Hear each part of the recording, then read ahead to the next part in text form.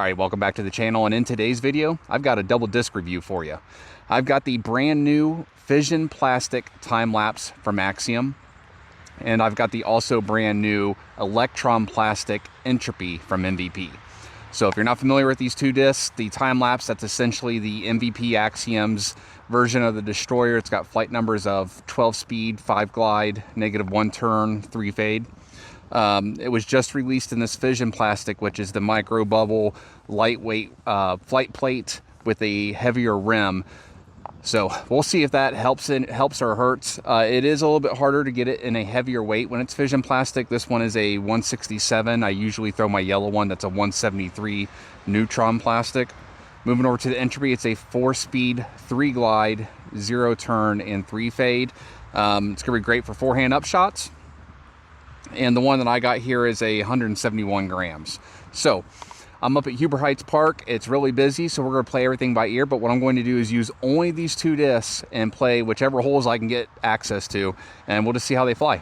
We're starting off on hole number 2 here, 360-foot par 3, all the way down there on the left side. You've seen it before. I'm going to go with the time-lapse here. This should be a perfect disc for this. Just see if I can throw it out there straight and kind of flat. Get a fade at the end if I'm lucky.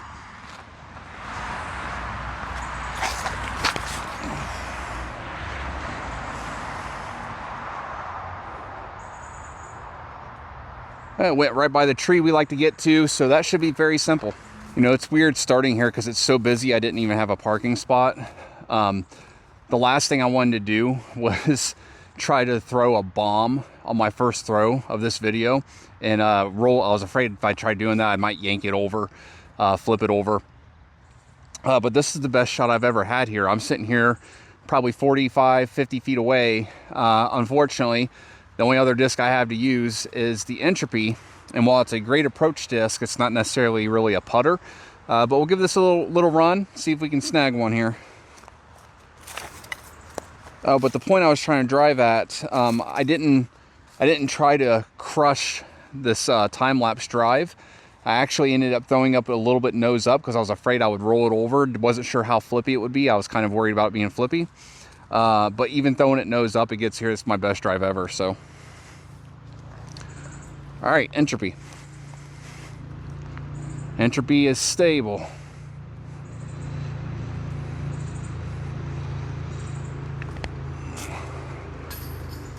Oh, almost put it in. Might have to take the glasses off. All right, 3 is always good there. All right, I was gonna play hole 7 next, but there's somebody parked on the road. So like I said, it's busy here today. We're gonna have to just hop around, play where we can. But we're on hole 3, 280 foot, right up there, straight from the tee pad's perspective. From your perspective, it's gonna be to the right. I've got the camera out to the right of the tee pad because I'm gonna try to go forehand with the time-lapse right up this tunnel towards that basket up there, which is actually hole number 5's basket. Or see if we can do this without burning it over.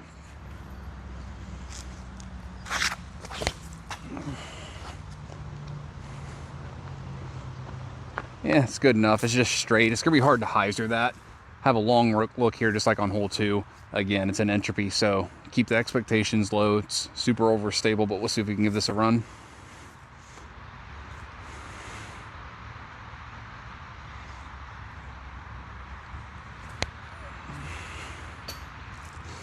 Well, it was online. I just didn't ever give it enough height to get up there. Time-lapse has put us in place to get easy pars with long birdie looks both times. You know, I usually don't buy white discs, but I really wanted this Entropy in white. And of course, I don't have a towel out here with me right now because I'm only playing these two discs. I'm landed right in the dirt. Yeah, well, that'll add some grip to it.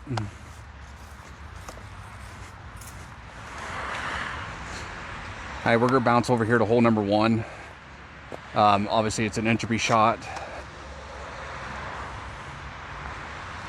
225, I leave it short. There's a Mando here that I don't play when I do these rounds, which I honestly didn't know was there until just the other day. There's a double Mando here, these 2 trees where the light post is right in between them from your view. You have to lace both of those. We're not doing that. We're just gonna throw a standard shot straight down there. I've been leaving it short, so hopefully I don't do that.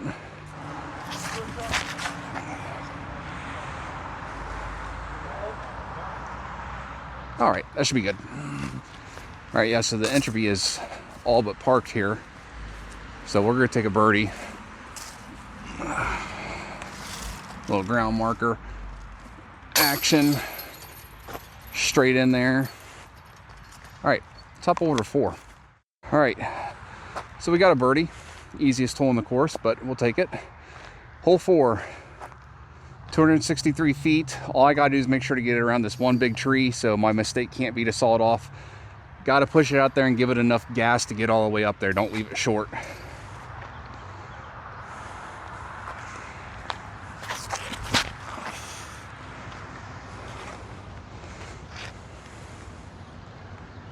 All right, that's pretty close. Pretty good, I think. So 1 and 4 are the 2 that you got to get during a normal round. So the fact that the Entropy is taking care of both of those completely by itself is a good sign. Get off there, Mr. Ant. Doesn't get much better than that. I do like how this plastic seems to be a little bit more gentle on the ground. I generally would throw one of these in the plasma premium plastic, but I really do like having this base plastic one right now. All right, hole 5, 247, but back uphill, right up there in the middle. I think the smart play has to be Entropy and try to force it really flat and straight and hard right into the hill to slide up at it. I may still throw the time-lapse either way, because I want to try maybe a little hyzer flip forehand into the hill as well. But here's our official play.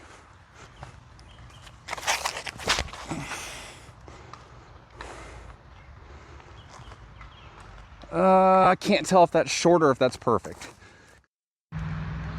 Yeah, it's just it's the Entropy show is all it is. I was gonna put the time-lapse in there, but Entropy is doing all the work. Give it the reward. You should know what I think about this. All right, bouncing over to hole 6, 415 foot par 3 all the way up there. Definitely a bonus birdie coming off 3 in a row. We're gonna try to throw this at the slant tree on hyzer, see if it flips up to flat. If it doesn't and it airs out left, that's fine. I just don't want to roll it over right and get pinched off.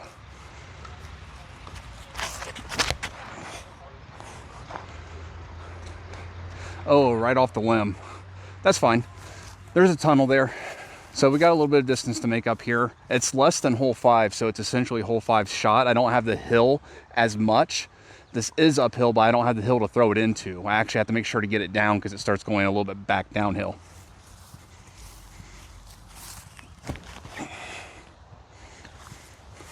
Go in. Give it to me. That was actually really nice. I didn't think the Entropy had it in it to drift that much and come out of it, but it did. All right, so the Entropy is earning its paycheck today. It is parked. Almost went in, had to be very close. All right, we're not going to be able to play 7 or 9 for sure. 7's blocked. 9's there's people in the gazebo. 8's honestly not playable if you're trying to score. There's kids that just sat down at the picnic table. But we'll just play kind of like a layup shot off the tee pad here. Entropy forehand, based on what it did on hole 6's approach, how it turned a little bit and kind of drifted. I'm expecting this to not be quite as stable as a normal neutron or plasma Entropy. So we're just gonna see if we can throw this kind of up there and let it drift itself down to the right a little bit. This will be our last hole. This is hole 8, 411.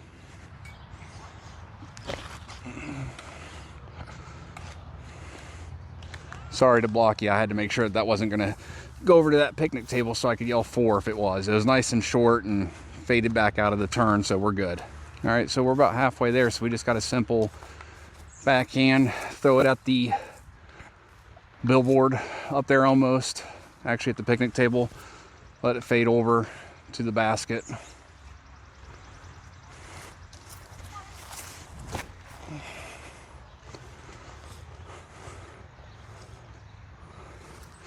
That'll be parked. Take a stress-free 3 on hole 8. That's never bad.